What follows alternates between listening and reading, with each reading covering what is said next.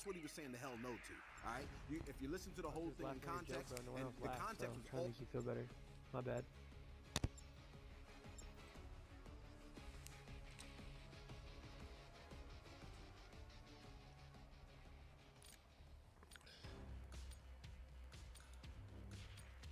Recently, Call of Duty posted on their social media.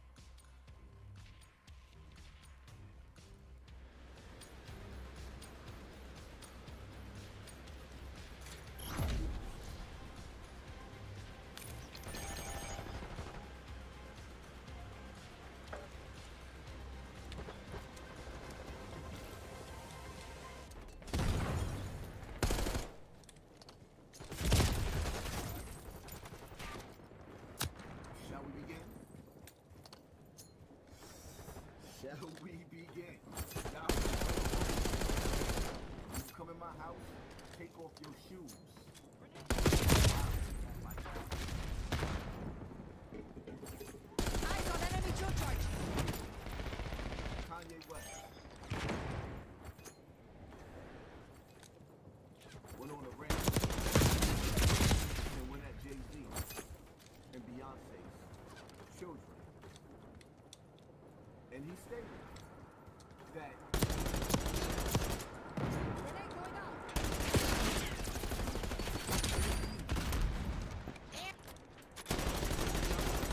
Mano, check your aim. Enemy is down. that's what they get for having babies. Now, I came across some videos and footage of Jay-Z and Beyonce. I would say allegedly autistic children that Beyonce alleged is suffering from autism. Now, with that being said, I took that person.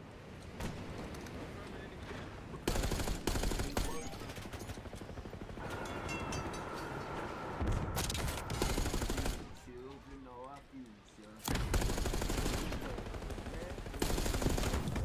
The only thing is, Knock that shit off. when it comes to autistic children, their children forever. As they get older, they must. These children are geniuses. If they find something that they're into, they become very, very good at it. Most autistic Watch your children target ID. are some of the most beautiful people in the world. And with that,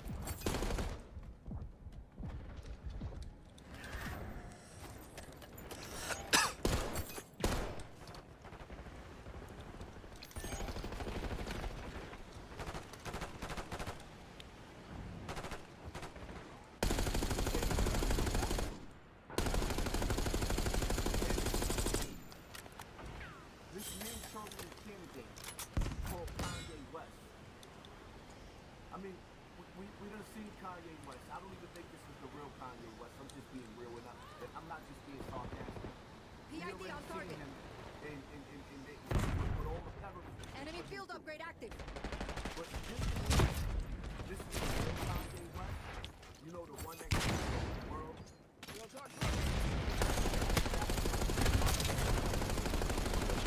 That Kanye West. You know the one that part of the package deal that he broke when he got with Kim Nothing Kardashian. stuck. Part of the deal.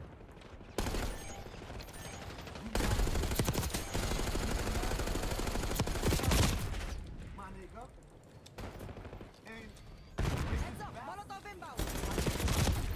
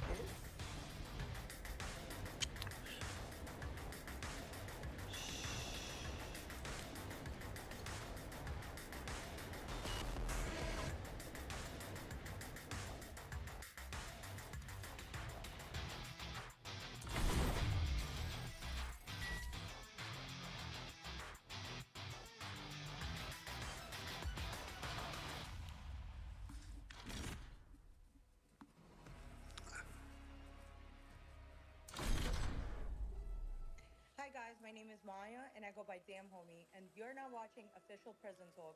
Today we have a very special guest. Big shout out to Charisse Mills for making it happen, Loose Cannon's wife. And today we have Loose Cannon on the line. Can you hear me? What's up with it, damn homie?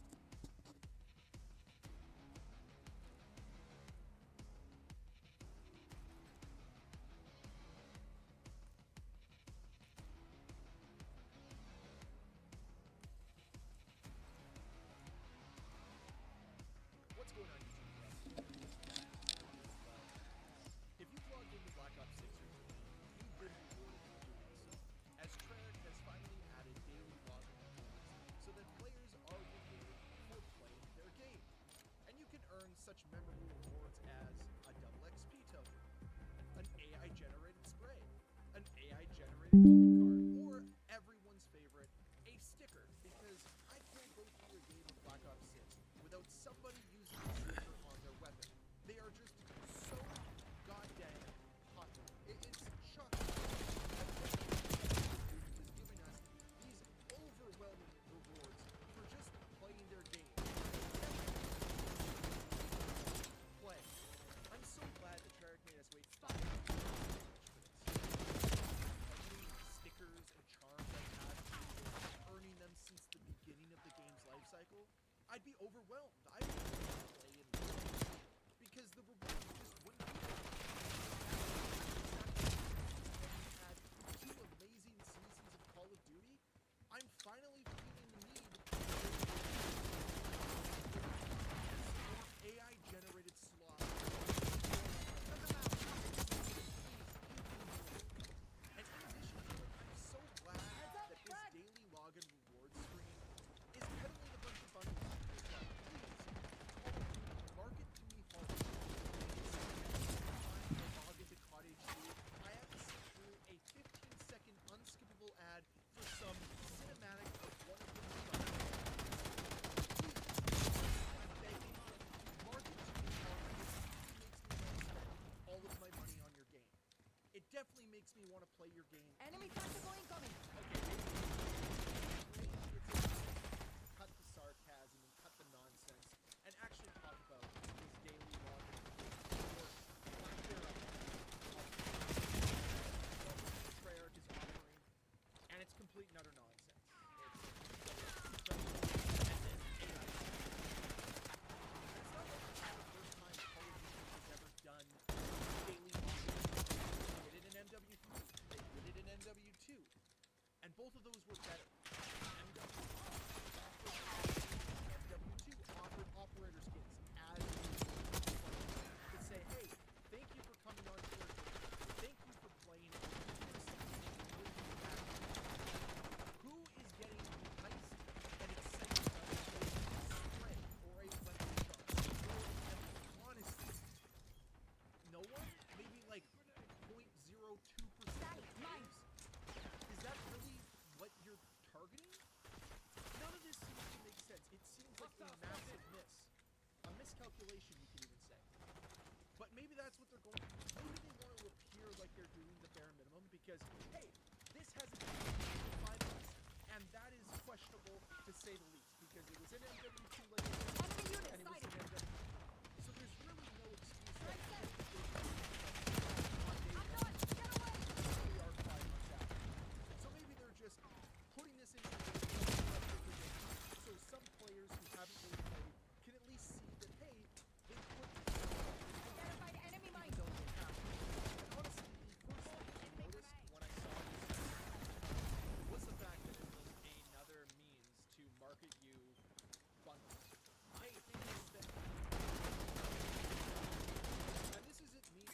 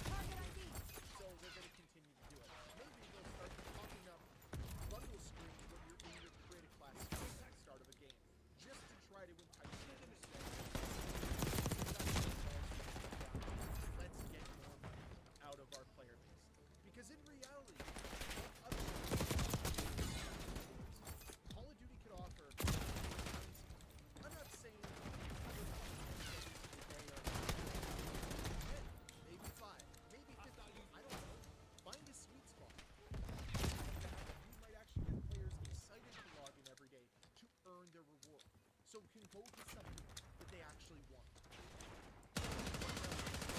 Plus AI generated slop, a few extra XP tokens. Wow, that really gets me motivated to play your game. All it reminds me of is the fact that you have put in so much nonsensical cosmetic bloat into this game that it's inexcusable at this point. Sprays, weapon charms, weapon stickers, all of this stuff is nothing more. And that's partly why I see a lot of the rewards in battle passes or the meaningless bloat that you're trying to use in the God, dude. honestly just throw a says that no one's ever going to admit. It's just going to rot inside their create class or in their customization tabs. Like, this is so unbearably underwhelming. I do have to question who it's for. Who is it enticing? Who cannot wait to log in today so I can earn that sticker? No one. So, who is it benefit? That's what you always have to do. This immersion. Who does it benefit? Because I don't see bringing players in that normally don't play Black Ops 6. I don't see players that are playing Black Ops 6 every day really caring about this. So who's it for? Now if we were things like webcam camos or operator skins or anything like that, I'd be considering as maybe a reason to log in and play. Heck, maybe if you put a battle pass tier skip here and there, that might make me want to play the game I think more. I COD don't know. points. Anything. But they just don't want to think outside the box. They want to give players the bare minimum and kind of feel like that's enough. And that's the problem. So many players in this player base have just kind of accepted the fact that all we deserve is the bare minimum, when in reality that's not the case. Like, you deserve so much more, especially with how much monetization is in this game, with how much money they're making. I doubt it would hurt their bottom line if they gave out in-game currency for you logging in and playing. I really honestly doubt that. If anything, it might push people to play more, which will in turn make them more money. So this all just feels like a boneheaded decision, a decision made out of necessity instead of with any real thought put into it. So I do have to ask the question, are you excited for these rewards? Are they going to entice you to play the game? Or is it just another reason for you to stay as far away from Black Ops 6 as possible? I'd love to hear your thoughts down below in that comment section. And as always, guys, thank you so much for watching. If you enjoyed this video, please hit that like button. If you want to see more videos from me, please hit that subscribe button. And I'll see you guys next time. Bye.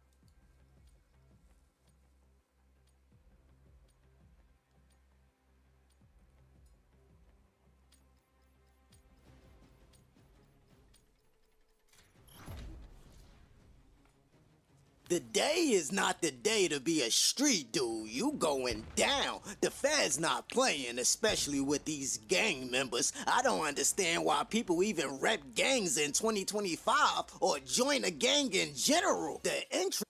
Heads up, Molotov inbound. Hey, side of flashbang.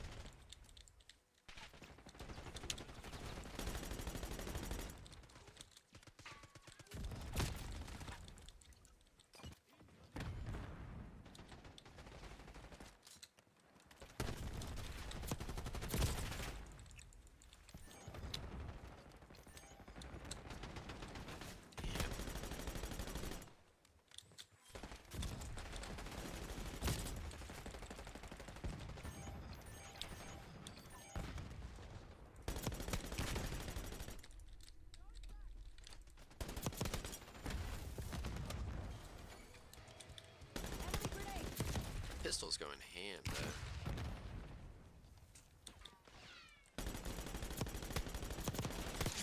On target. Enemy with that.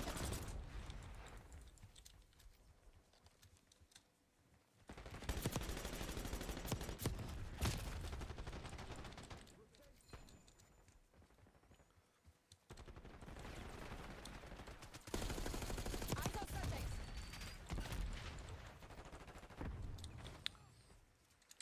Hey, side of flashbang.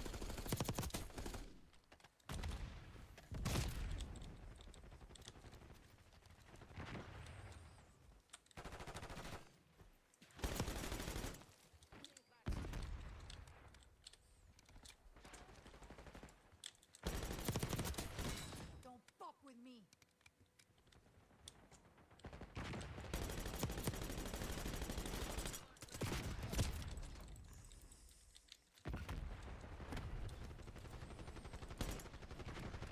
Yo.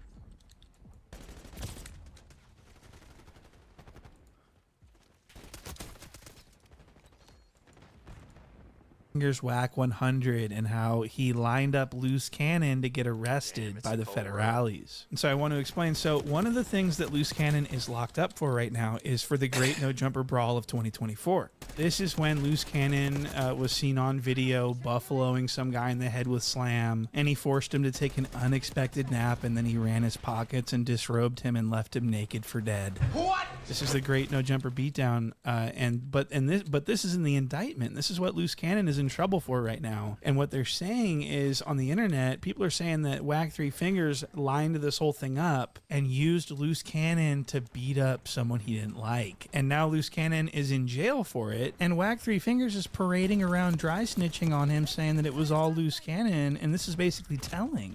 This is telling, guys. Whack didn't run out on no bullshit.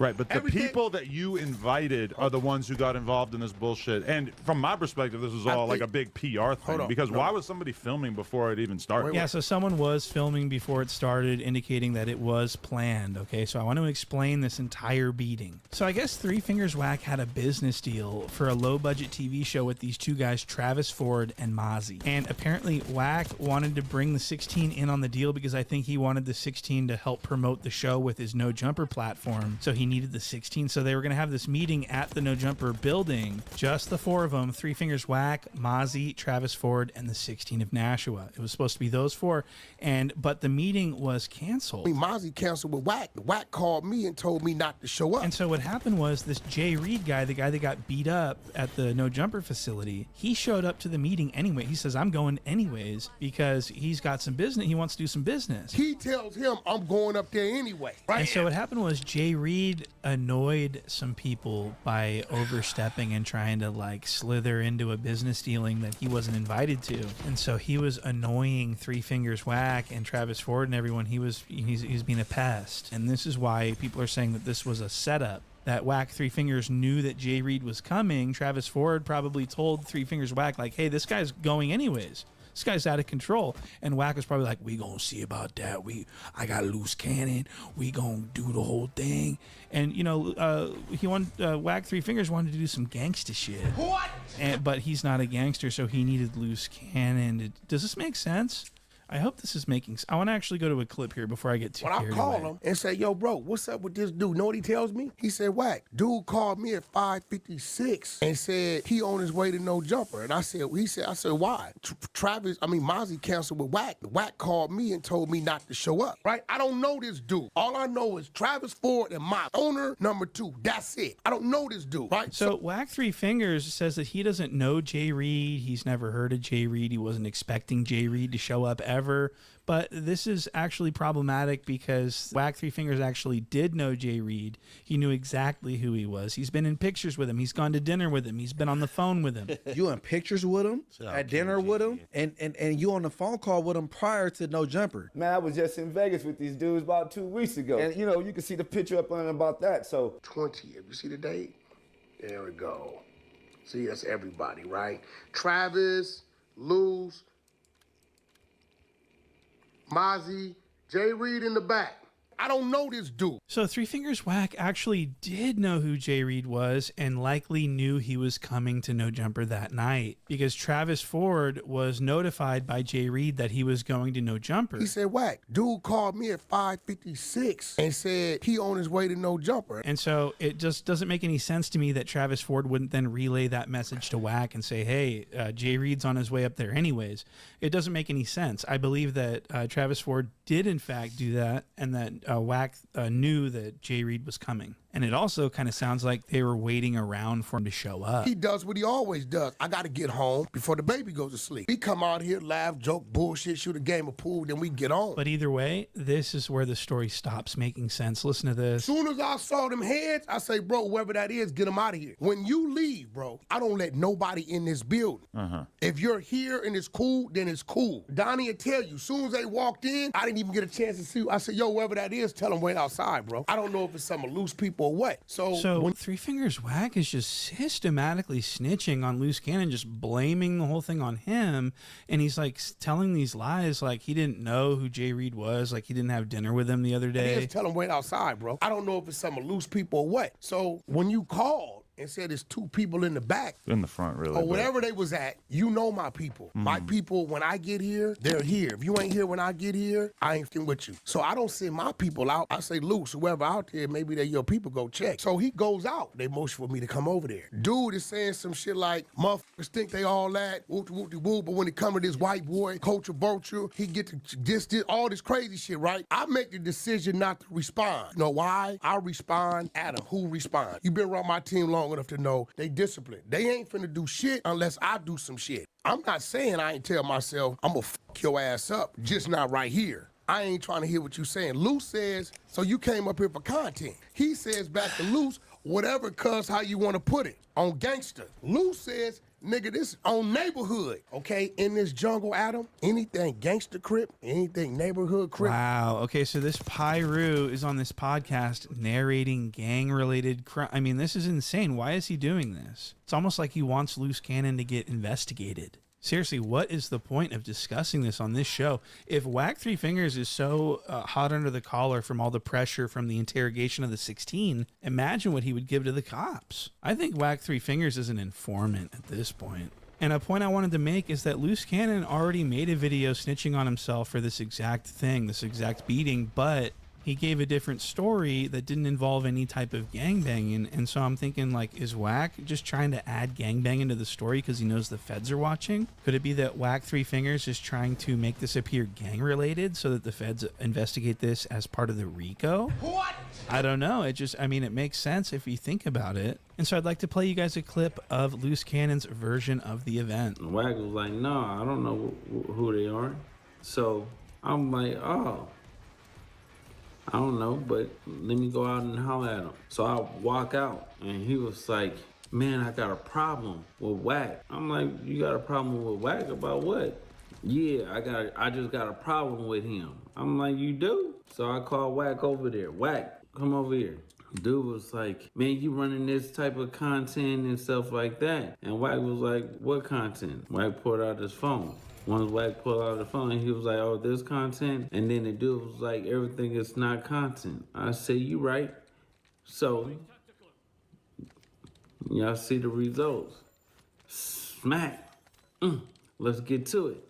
How far do y'all expect me to go? So Loose Cannon's version is that he knocked the guy out because he said he had a problem with Three Fingers Whack. That's very interesting. So Three Fingers Whack left that part out of his version. He didn't want the narrative to be that Loose Cannon was knocking people out on his behalf. So he changed the story and said that there was gangbanging involved, and that's what motivated Loose Cannon to knock the guy out. And so this had nothing to do with any gangbanging. This was just Three Fingers Whack trying to remove himself from any responsibility. And firing on Jay Reed has absolutely nothing to do with on gangsters, on neighborhood. That's what I think. It has nothing to do with that. So it sounds like Three Fingers Whack pretty much made this up, this gang enhancement situation, and just made it up. And so he's not only snitching, but he's lie snitching. That's one of the more pathetic forms of snitching. And it gets kind of crazier when Three Fingers Whack says that he basically stopped the situation from getting worse. Listen to this. Y'all witnessed outside of No Jumper. Did I do what I was supposed to do? You didn't do anything. No, bullshit.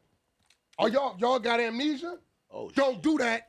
Don't do that. Wow. So Whack Three Fingers wants credit for stopping the beating, for saying, no, don't do that, don't do that. He only, so here's the deal. He only started saying, no, don't do that after the gun came out. What? You can clearly see in the video, Whack Three Fingers just standing there with his hands in his pockets watching the beating take place and didn't say anything until Slam got pulled out. And you're going to be able to tell when the tussle starts and when Three Fingers Whack says, no, don't do that. Listen to this.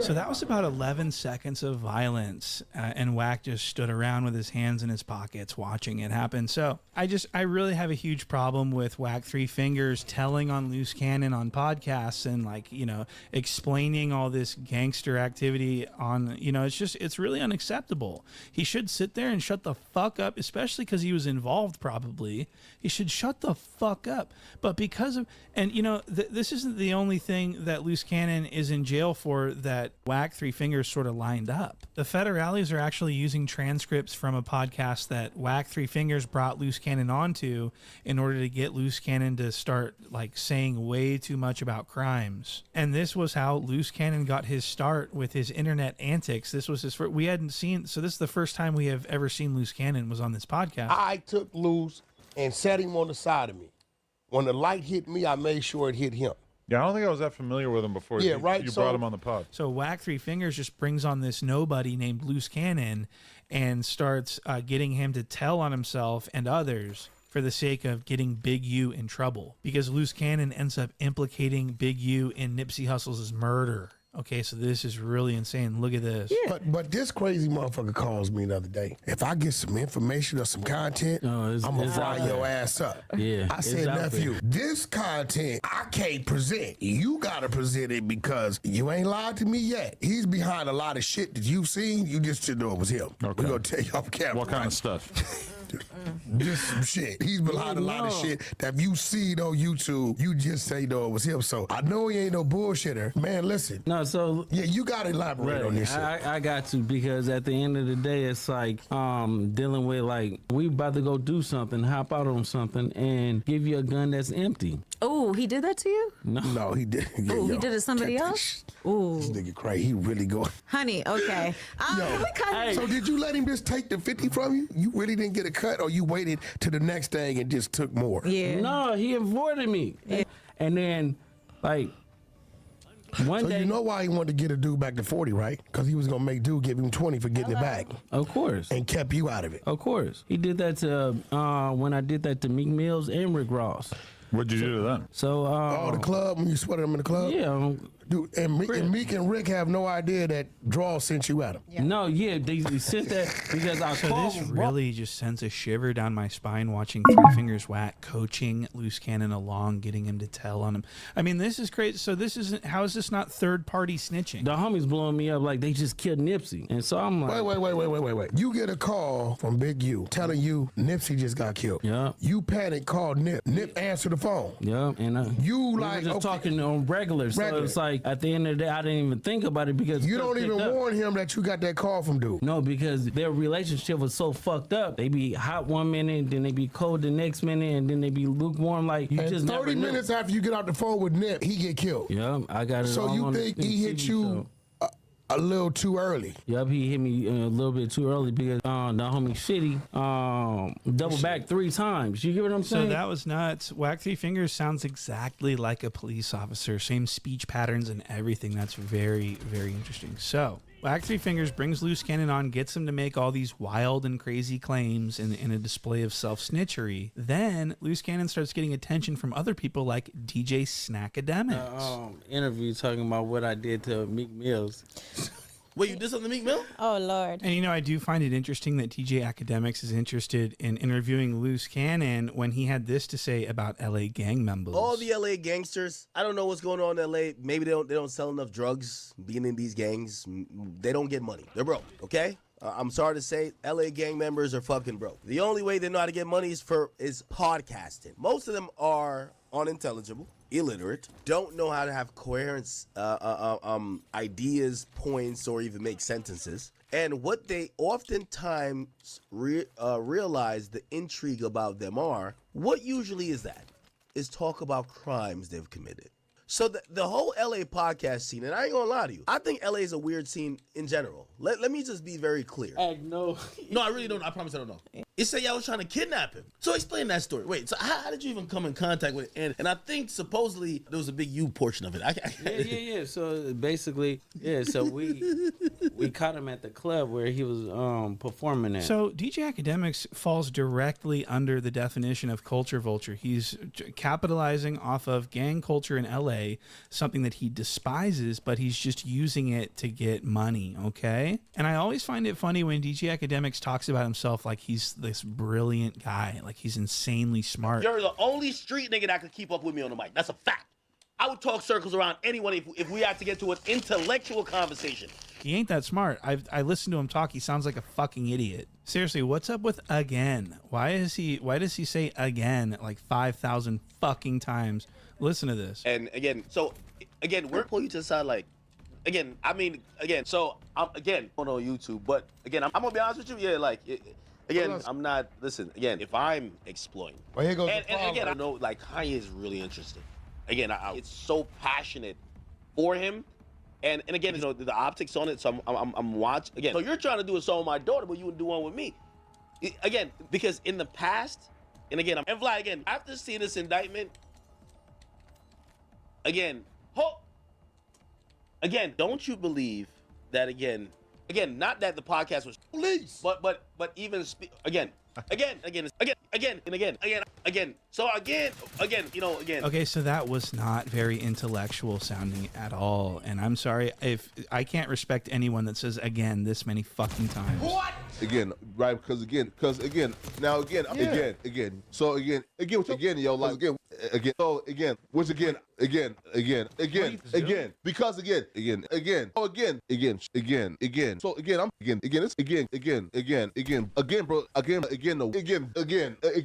no.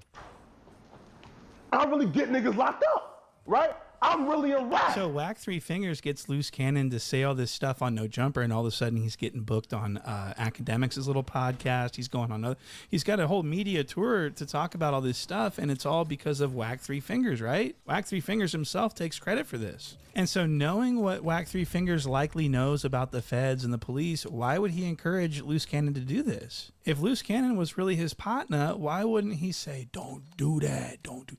Why is he saying go on DJ Academics and tell him the story? Why are you doing that? Is it because it furthers your agenda and you don't give a fuck if Loose Cannon gets locked up? What? That's what it sounds like. I mean, the guy just sounds like a cop. Like I said, his speech patterns, the things that he says, it just sounds very police-like. I don't let people in my car. I don't know if you paid attention. I don't let dudes in my vehicle. People get in, they smell like marijuana. They may have warrants and shit. I know with me in there, I know what my situation is. So they gonna escort me back. I know they there with me. I can talk bullshit. We can pull over. I get woozy. Whack Three Fingers doesn't let people in his car because they may smell like marijuana and they may have warrants. That doesn't. So I won't let anyone in my car that doesn't smell like marijuana and doesn't have fucking warrants, because at least that way I can trust them and I know that they're not the fucking feds. So Three Fingers, and I want to point out, Three Fingers Whack's been saying police stuff on podcasts for a long time. This isn't new. He got some responsibility in getting, old boy killed that they love up there in the Bay. We ain't touched content on that, Adam. So at the end of the day, Whack Three Fingers likely did play a role in helping Loose Cannon provide evidence via podcast to self-snitch on himself. Whack Three Fingers facilitated this and catalyzed the entire situation. So a lot of people are saying that Whack Three Fingers sort of may have intentionally done this to get another rolling 60 put in the grinder. So that's the video, guys. Check out the Patreon. I'm getting ready to drop on the Patreon. So thank you guys for watching. I'll see you on the next one.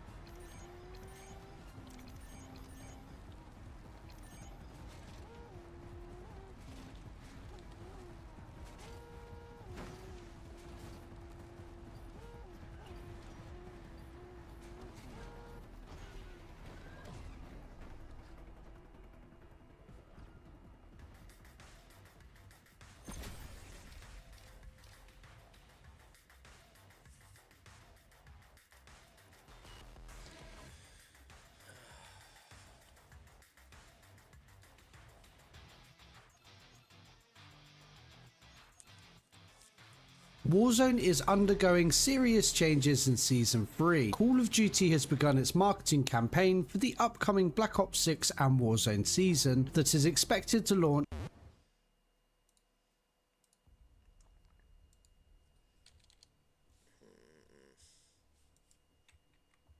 My lead source tonight is the independent senator from Vermont, Bernie Sanders. And Senator, it's great to have you here because you issued your own expected to launch on April 3rd. The Call of Duty social media pages have been working in overdrive.